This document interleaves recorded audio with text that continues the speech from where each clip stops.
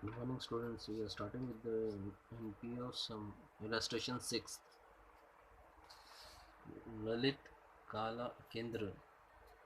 Lalit Kala Kendra Mumbai gives you the following information for the year ended on 31st March 2013. You are required to prepare income and expenditure account for the year ending 31st March 2013. Second, balance sheet as on 31st March 2013. So here, like a final account, as the question is trial balance for final account. Here, the receipt and payment account is the question. Okay, so the list of particular NPO is receipt and payment account. So here the list is given receipt and payment account for the year ending 31st March 2013. So we will see from the payment side, the payment, that is expenditure, is incurred for stationery 500, furniture purchase 5,000, investment 10,000, expenses of drama, as this is the Kendra of Kala, Lalit Kala, so there will be a stage show, and for the same the drama has been incurred, and expenses is 3,350.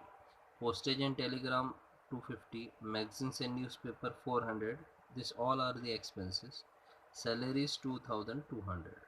Now after the payment of particular thing, the balance is carried down, as they have a cash in hand 300, and in a bank, that is cash at bank, is 11,000. The balance cash is there. Now in a receipt side, we can see in the beginning of the year, two balance brought down. The opening cash was 1,300 and cash at bank was 9,500. Now they received the name of locker rent 500, entrance fee, that is an admission fee 1,900 they received. They sold an old newspaper, they earn 150 rupees. Received from drama 7,850 is there, and legacies 11,000, and other miscellaneous receipts are 800. So additional information is also given. Capital fund 1st April 2012 was 10,800. The fund raise was 10,800 in 1st April 2012. Legacies are to be capitalized. The legacies are to be capitalized means we have to add to the capital. Outstanding salary is 300 and 50% of entrance fee are to be capitalized. So if your entrance fee are to be capitalized, entrance fee is there. The sum is very simple. We should remember that the payment column, there will be only two options, or it may be expense or asset. It will be expenses or asset. Okay, and receipt side will be income or liability. Income or liability. So from payment we are starting. Stationery, it is an expense, 500 is paid, so it is an expense for the organization, so it will be entered in a expense column. So when before starting the sum in a question, with the help of pencil, you should mark that E stand for expense. So stationery, यहाँ पर E आप लिखेंगे. Okay. Furniture purchase. Furniture is an asset which has been purchased for the firm, that is value is 5,000. So asset is there. We will mention this furniture in a asset column. Investment is also an asset. 10,000 investment is there. So investment will be also entered in asset column. Expenses of drama, the sentence itself says that it is an expense, so we will mention in an expenditure column. Postage and telegram expense, magazine and newspaper is also expense. Salary 2,200 expenditure. So most probably except exclude furniture investment, all are expenses. And cash in hand and cash at bank is an asset, we will mention in asset.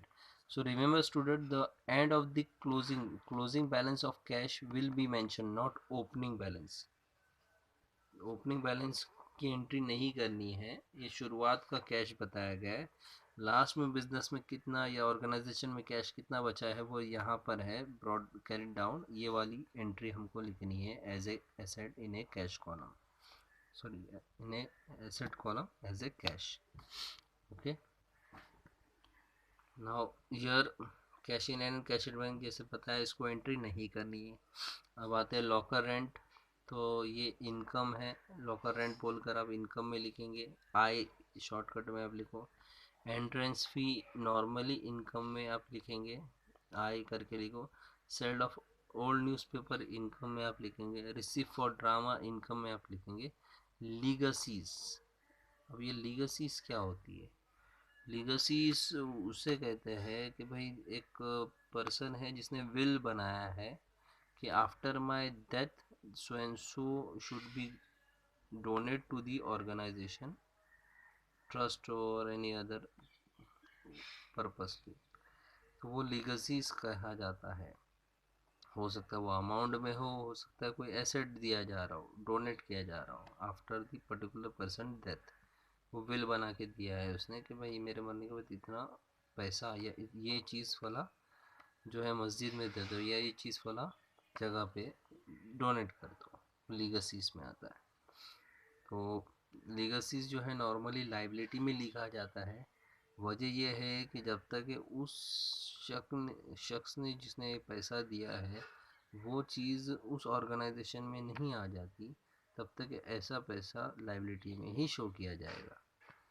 Miscellaneous receipt, ये other receipt है, यानी कुछ ना कुछ ज़रिए से पैसा आया होगा छोटा मोटा, वो 800 है, ये भी इनकम है, तो इनकम में आप लिखेंगे। ठीक है, और जैसे ये एडजस्टमेंट की बात हुई तो कैपिटल फंड, जैसे कि आप फाइनल अकाउंट जानते हो तो कैपिटल है तो ये 10,800 लाइबिलिटी में आप लिखेंगे। लीगसीज बोला है वो कैपिटलाइज हो जाएगा, लीगसीज आर टू बी कैपिटलाइज बोला तो पूरा जो लीगसी का अमाउंट है वो कैपिटल में ऐड करना है। आउटस्टैंडिंग सैलरी 300, तो एक एडजस्टमेंट सैलरी पे है, तो सैलरी पे एक लीव लाइन जैसे हम फाइनल अकाउंट में छोड़ देते हैं वैसे छोड़ करना है। 50% of entrance fee to be capitalise, तो एंट्रेंस फी पे भी एक लाइन छोड़ना है आपको इनर कॉलम में लिखकर। तो एक जो सॉल्यूशन है वो देख लेते हैं। Income and expenditure account for the year ending 31 मार्च 2013। अब जैसे बताया तो मैं एक्सपेंस से ही स्टार्ट किया हूँ, तो एक्सपेंस का ही कॉलम पहले, ये स्टेशनरी है वो यहाँ पर एक्सपेंस में आप लिखेंगे, एडजस्टमेंट तो है ही नहीं। पोस्टेज टेलीग्राम आ जाएगा, मैगजीन्स एंड न्यूज़पेपर आ जाएगा 400। सैलरी पे एक्स जो है एडजस्टमेंट था इसलिए इनर कॉलम में लिखें, जैसे हम फाइनल अकाउंट में करते थे इनर कॉलम में लिखना है, एडजस्टमेंट को उसमें ये करना है। अब आउटस्टैंडिंग सैलरी बोला है तो इसलिए कभी भी ऐड होगा, आउटस्टैंडिंग ऐड होता है तो ऐड किया जाएगा 3000। सैलरी 2200 और 3 तो हो जाएगा 2500। अब ये आउटस्टैंडिंग का सेकंड इफेक्ट जो है लाइबिलिटी में आएगा, ऑर्गेनाइजेशन के ऊपर ये लाइबल है कि उस पर्टिकुलर पर्सन की सैलरी दे, तो इसका सेकंड इफेक्ट लाइबिलिटी में आएगा यहाँ पर 300। ओके, अब ये हो गया 2500 तक, ये एक्सपेंस कॉलम लिख दिए। इनकम कॉलम की एंट्री जो यहाँ से हम लिखेंगे लॉकर रेंट से स्टार्ट किया जाएगा, लॉकर रेंट आएगा। एंट्रेंस फ़ी जो है वो इनर कॉलम में आएगा, एडजस्टमेंट है 1900, और इस तरह लिखेंगे लेस 50% कैपिटलाइज 950। अब ये 50% कैपिटलाइज 950 यहाँ आप लिख कर माइनस करेंगे, बैलेंस 950 ही रहेगा। और ये 50% कहाँ जाएगा, ये जाएगा लाइबिलिटी में। एज कैपिटलाइज बोला है तो कैपिटल में ऐड होने के लिए यहाँ पर जाएगा, लाइबिलिटी में कैपिटल फंड लिख दिया है, लीगसीज 50%, एंट्रेंस फी 950 लिखा गया। रिसिप्ट ऑफ फ्रॉम ड्रामा करके 7850 है, ये आ जाएगा, लेस 3350 एक यहाँ पर लिखा है, इसने एक्सपेंसेस ऑफ ड्रामा जो है वो यहाँ पर लिखा है टेक्स्ट बुक में, लेकिन आई सजेस्ट स्टूडेंट एक्सपेंस जो है एक्सपेंडिचर में ही आप लिख दिया करो, जहाँ की एंट्री जहाँ है वही लिखो, ऑटोमेटिकली कैलकुलेशन में आपको आंसर एक्यूरेट आएगा। ये तरीका भी है लेकिन इसमें कभी भी आप कंफ्यूज हो सकते हो, सो आई सजेस्ट दैट अगर पेमेंट में जो एंट्री दी वो पेमेंट के हिसाब से यानी एक्सपेंडिचर में लिखेंगे और रिसिप्ट के हिसाब से इनकम में लिख देने का। ओके, तो यहाँ पर तो इन्होंने 3350 लिख दिया टेक्स्ट बुक में, कोई बात नहीं। और मिसलेनियस रिसिप्ट जैसा इनकम है तो आप इनकम में लिख देंगे 800। ओके, ये हो गया। अब इसको कैलकुलेट किया जाएगा, देखना है कि इनकम ज़्यादा है कि एक्सपेंस ज़्यादा है।